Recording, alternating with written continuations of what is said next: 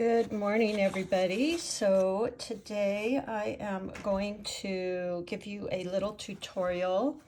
As I've been hiking, I'm seeing a lot of this lupine.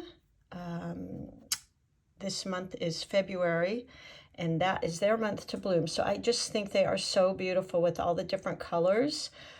This is one I painted as a practice before I walk through this with you. So you can see all these beautiful colors. The colors I'll be using today are going to be, they're all Winsor Newton, and this one is magenta, which is one of my favorite colors. If you follow me, you see me use that a lot.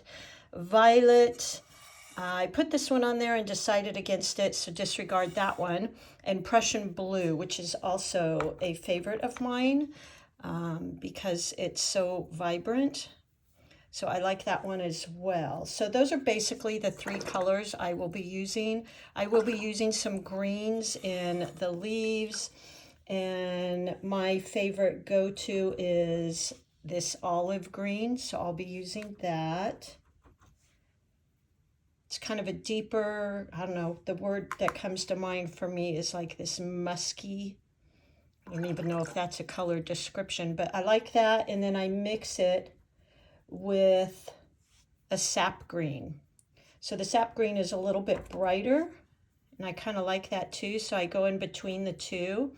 I will add just a touch in the tips of the flowers. As you see here, I've used some green, kind of both of those greens, sap green and the olive green. And then I just have barely a touch of cad yellow. So I will use a little bit of that cad yellow as well, which is right here. So these are all the colors that I'll be utilizing today in the painting. These are pretty common colors. And again, I use Winsor Newton. Today I'm using a Degato artist brush. I believe this is a number 7 round, but you can use any round that you feel comfortable with. I like the round because you can get the wide stroke and you can also get that tip, the point. So let's go ahead and get started. These are really easy shapes. What I kind of wanted to do is, well, I'll do it in the painting. So we want to use a little bit of the side of our brush to get this wide area and then bring it down and lift up to get that tip. So let's go ahead and start. Lupines kind of tend to go fat at the bottom and skinnier at the top. So that's what we're going to do here. By the way, if you notice, my palette has these daisies on it. This is a custom palette by Mist Ceramics. I love her palettes. I actually have several. So let's go ahead and get started. So let's go on the bottom here, and we're going to use the side of our brush and then come to a point and just kind of let it do its own thing. I don't like to be too structured here. If you know me, you know that's kind of my thing.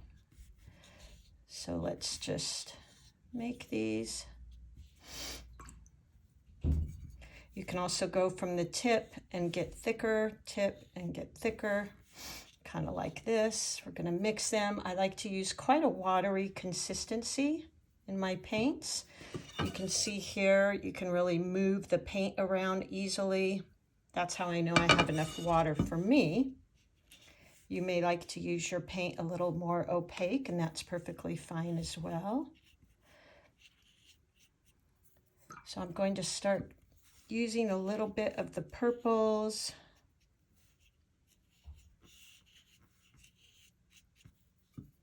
And we're going to start tapering off as we get to the top.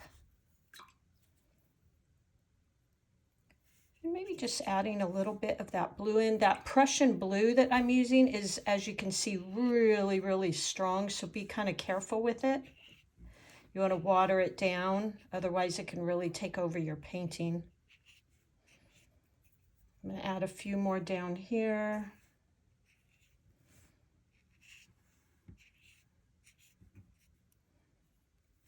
So just playing with it, kind of letting, be the judge of it yourself. Now what I'm going to do is I'm going to go in here with a little bit stronger paint, so a little bit less water, but still very movable. That's important in watercolors. You want the paint to move. And just go in and do a few more here. Okay. Then as you get to the top, what I noticed in the lupine is they have a lot of green in the top. So I'm going to just add that with a little bit of this yellow mixed in. And then start drawing the stem. Kind of follow down from each of these leaves.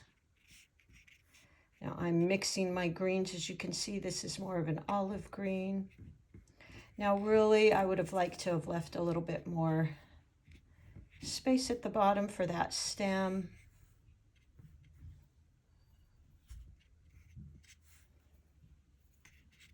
And now what I'm going to do is wash my brush out.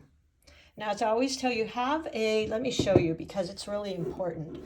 Have a dirty water, sorry, I know that's really close up, to clean your brush, and then always have a rinse water to rinse, because watercolors are so transparent. If you don't do a good rinse, you're going to carry over whatever color you were using. So I'm going to clean that one up a little bit, just soak up some of that. There we go. Okay, now I'm going to go in the background with just a very faint bit of color. And I'm just going to add in some so they look like they're kind of in the background there. You can also just do this with water. See, that was mostly water. And what that's going to do is give you that feeling that there's some in the background. Okay, so just adding in some in the background, letting the paint blend like that. Okay. So there you go. There's that lupine. I think this is such a beautiful flower. I love it every time I see it blooming. I'm going to add just a tiny bit more of that yellow at the top. Maybe just a little bit more green here and there. Lupines have these long, slender leaves, so you can add some of those. So there you go. The last little touch, since I have a few more minutes here, is you can always go in, pull out a little bit of color here and there. Again, be careful with that blue. It's really strong and vibrant. And be careful, I tend to sometimes overwork my paintings. Once you're kind of happy with it, just stop. But I like to also pull out a few colors here and there. So there you go. Now here's a little accident. I'll just sweep that up with a dry brush. So there you go. Have fun.